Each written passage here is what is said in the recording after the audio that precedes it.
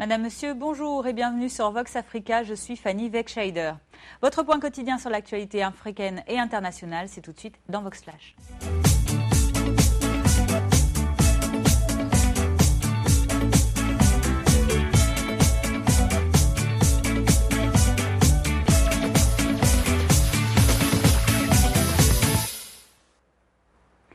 Ouvrons notre flash information de ce mardi 27 octobre avec la présidentielle ivoirienne, dont vous le savez, le premier tour s'est tenu dimanche. Les résultats définitifs ne sont pas attendus avant ce mardi, mais déjà ils sèment la discorde entre le pouvoir et l'opposition. Opposition dont l'un des principaux candidats à la présidentielle, Kwadwo Konan-Bertin, a déjà félicité hier soir le président sortant Alassane Ouattara. Même si pour les observateurs de l'Union africaine, de la CEDEAO ou encore des États-Unis, l'élection est jugée crédible et transparente, eh bien les chiffres de la participation, principal enjeu du scrutin, divisent. Selon la POESI, la plateforme des organisations de la société civile pour l'observation des élections en Côte d'Ivoire, elle serait d'environ 53% à plus ou moins 1,8%, un peu plus selon le pouvoir et près de 60% selon la commission électorale indépendante. Du côté de l'opposition qui assure que l'abstention a été forte, on estime en revanche le taux de participation plutôt aux alentours de moins de 20%.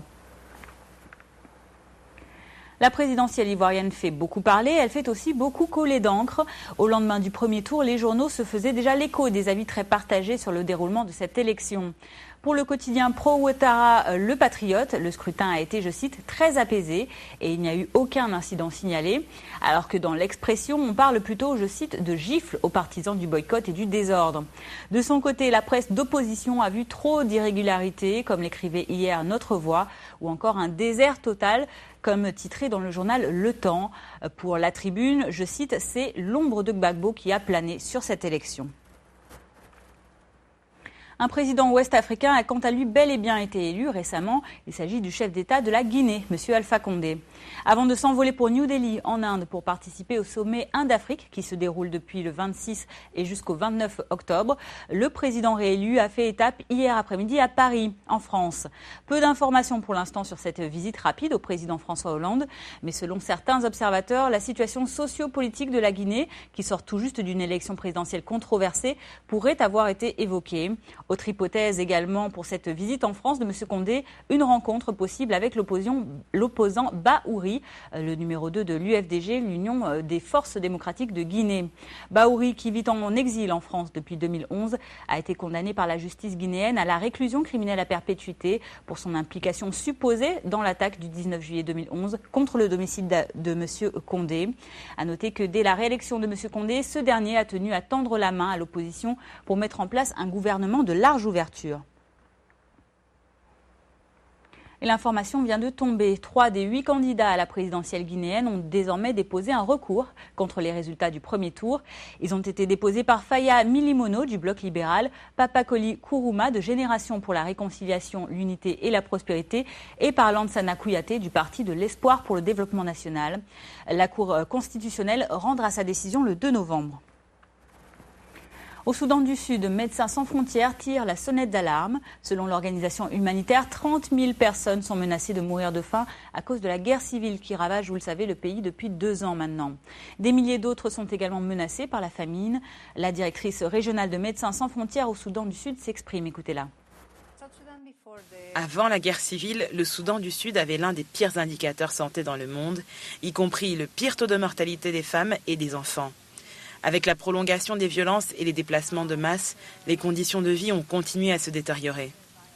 Nous avons aujourd'hui un nombre important de destructions de structures médicales, un manque du corps médical qui a dû partir, une épidémie de malaria sans précédent et une situation de malnutrition critique et inquiétante. Il y a aussi une pénurie de médicaments essentiels dans le pays.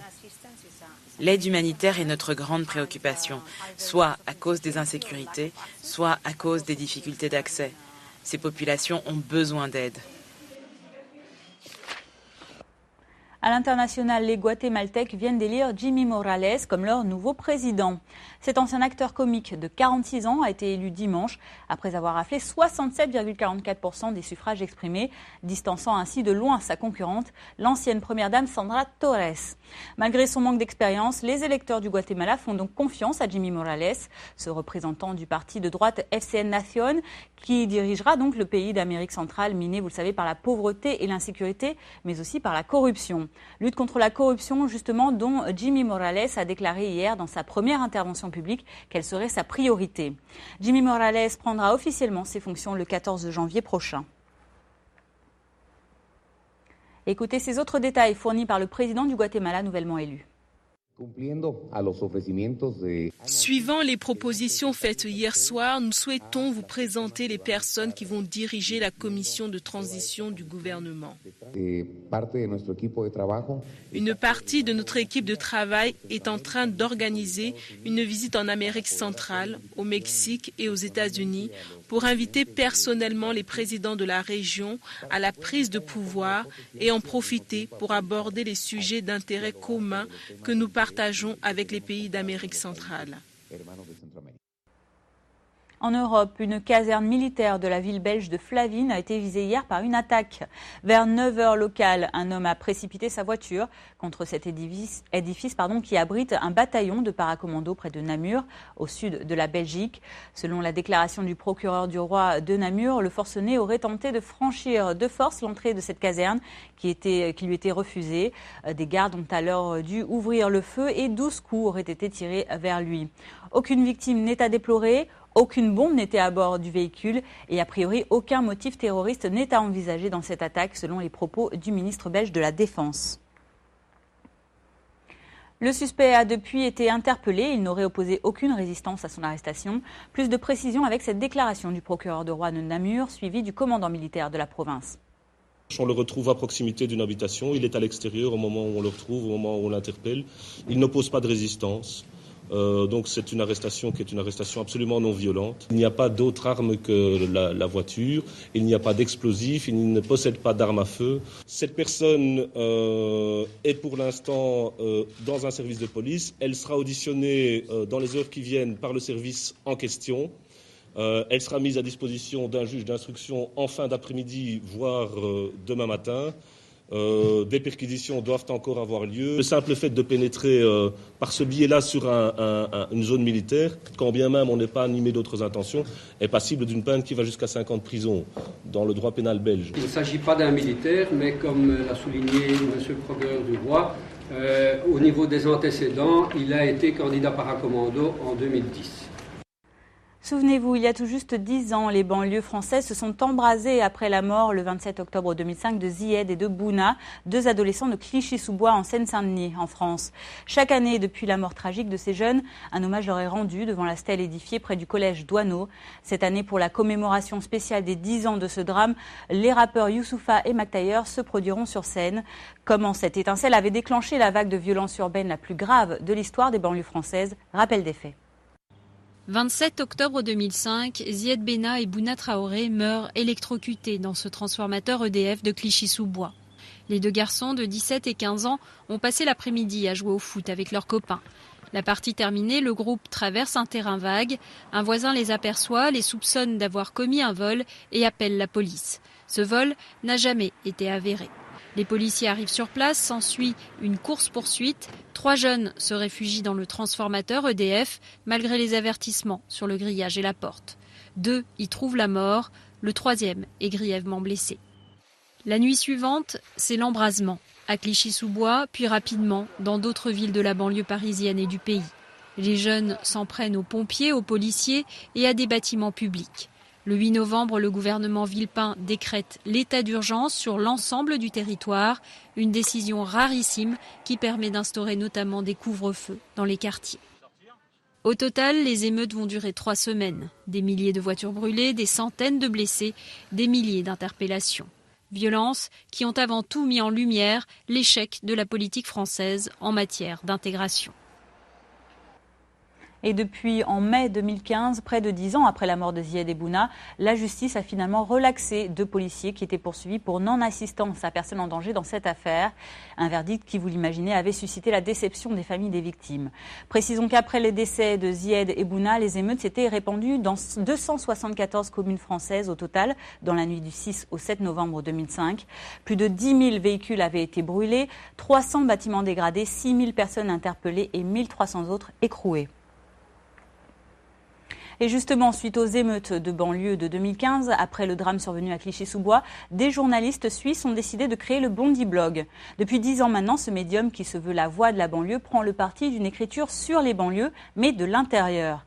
10 ans plus tard, que sont devenus les blogueurs de Bondi Blog? Réponse dans ce reportage. Comme tous les mardis soirs, les blogueurs de Bondy ont rendez-vous pour la conférence de rédaction.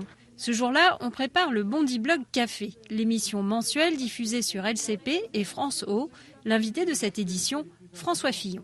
La première question, ça va être surtout vous et François Fillon. Que pensez-vous de ce monsieur ? Chaque mois, depuis bientôt 5 ans, une personnalité politique se déplace dans cette brasserie de Bondy, commune de Seine-Saint-Denis frappée par les émeutes de 2005. Bienvenue à Bondy. Merci. On va aller au bar, vous allez commander une boisson chez Nadège. Face à l'ancien Premier ministre, Nordine Nabili, le président du Bondi Blog, et 3 jeunes blogueurs. Le Bondi Blog a bien grandi depuis ses débuts dans un petit studio de la ville. C'était en 2005, quand un hebdomadaire suisse a décidé de venir couvrir la banlieue de l'intérieur. L'équipe de Nordine Nabili a ensuite pris le relais et fonctionne aujourd'hui essentiellement grâce à des subventions. L'idée, c'était de poursuivre sur cet élan, mais peut-être en faisant un pas de côté, c'est-à-dire non pas de permettre à des professionnels de venir raconter la banlieue au quotidien, mais plutôt de donner la parole à la population, c'est-à-dire de faire ce qu'on appelle le journalisme citoyen. Aujourd'hui, ils sont une quarantaine de blogueurs comme Leïla. C'est grâce à la prépa lancée en 2009 par le Bondi Blog qu'elle a pu intégrer une école de journalisme. Son diplôme en poche, elle pige pour le blog et le trouve toujours utile 10 ans après. Comme c'est des gens de banlieue qui parlent de leur situation, on ne peut pas faire plus réaliste comme article sur la banlieue. C'est ce qui manque dans les articles écrits par des gens qui ne viennent pas forcément d'ici. Un blog pour contrer l'image négative des quartiers véhiculée par les médias. C'est ce qui a motivé Myriam à le rejoindre il y a 2 ans. On ne parle jamais de l'aspect positif, de la richesse qu'il peut y avoir, et des gens comme nous qui vivons en banlieue, qui avons des projets, qui savons écrire, qui savons réfléchir sur des sujets de société. Le 26 octobre prochain, les blogueurs auront l'occasion de faire entendre un peu plus leur voix. Ils signeront l'édition spéciale de Libération pour les 10 ans des émeutes. Voilà, c'est la fin de ce Vox Flash du mardi 27 octobre. Merci à vous de l'avoir suivi. Je vous donne rendez-vous demain, mercredi, pour votre prochain point quotidien sur l'actualité. En attendant, passez une excellente journée. À bientôt.